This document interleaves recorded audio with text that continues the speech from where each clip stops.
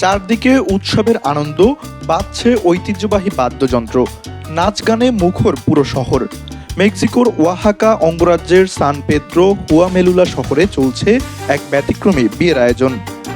তবে এই বিয়ের পাত্রী কোনো মানুষ নন, বরং একটি জীবন্ত স্ত্রী কাইম্যান, যা এক ধরনের কুমির। অদ্ভুত মনে হলেও স্থানীয়দের কাছে এটি শত শত বছরের পুরনো একটি ঐতিহ্য। তাদের বিশ্বাস, এই প্রতীকী বিয়ের মাধ্যমে প্রকৃতি আশীর্বাদ করে, ফলে বৃষ্টি হয়, ভালো ফসল জন্মায়, নদী সমুদ্রে মাছের প্রাচুর্য বাড়ে এবং মানুষের জীবনে সুখ সমৃদ্ধি আসে।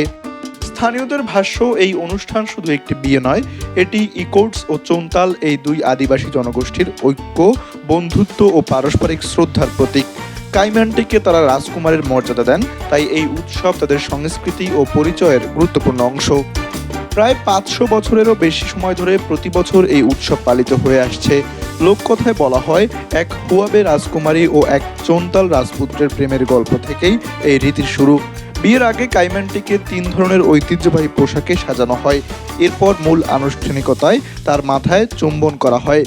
স্থানীয়দের ভাষ্য, এই আচার আগামী বছরের শান্তি, সৌভাগ্য ও সমৃদ্ধির বার্তা নিয়ে আসে।